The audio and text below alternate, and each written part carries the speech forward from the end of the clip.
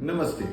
Have you ever wondered how our ancient kings, queens, emperors, rulers of Bharat dealt with exhaustion? Not just physical exhaustion, more of mental, emotional exhaustion. Think about it. Fighting days on end. Maybe there were times when there was a revolt inside the kingdom, some part of the kingdom, and there is a war on one of the fronts. Or imagine a Maharana Pratap who was constantly on the run from the Mughals.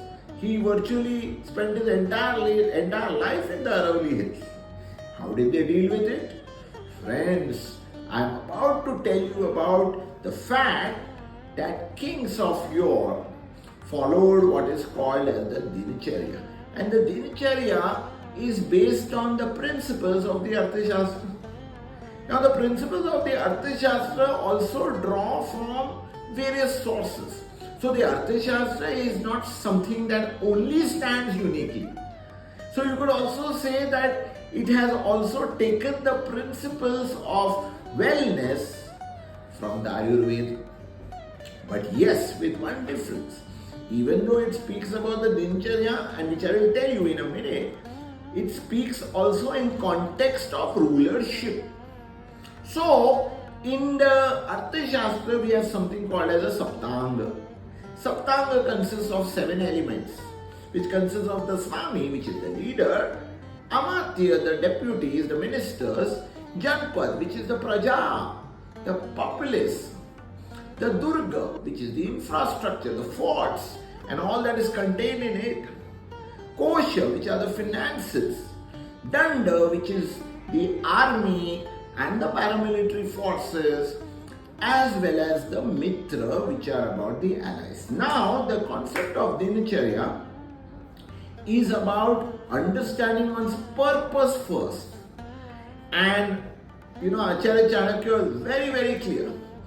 Rajanam Uttitam Anutishtante Prutyaha. What the king does in the direction of his purpose in an energetic manner is same and gets reflected also in the ecosystem, especially one's people. Now, having understood this, the entire Dinacharya was planned around these 7 elements which I mentioned to you as the Sapta. And the kings think, very clearly in terms of for accomplishing that purpose, which is generally the good of all people, how do I distribute my time to also manage all that needs to get done in that week or in that day or during that part of the day. But there was one more element, my dear friend, because exhaustion is not just about quantity. Exhaustion is also about energy, right? So, the Dinacharya was planned in such a way that you did the most exhausting activities during the time when the sun was up. Yes, because what we call as circadian rhythm today was something that was most basic to Bharat centuries ago. You only hear it in its new form. So as the sun rises is when the energy of the human body also goes up. As the sun begins to set, the energy also begins to be. So the leaders combined the concept of time management with energy management.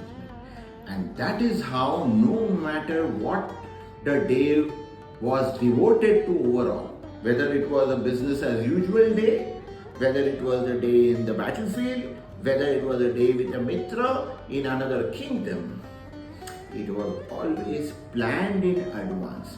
One last thing I want to tell you. The leader also had advisors with him. Not just the mantris, but they also had a physician, an astrologer, a jyotishi, as well as someone who managed his diet. These 3 collaborated and helped carve out what the energy, or what should be done to maintain the energy of the leader of that day. Now we may not have as many advisors as the king, but we can still think about the principles of wellness, about diet, and about the environment. So friends, I hope you got a better idea of how we can learn from the leaders of how to manage our time and energy better. Dhanyawad, wish you all the best.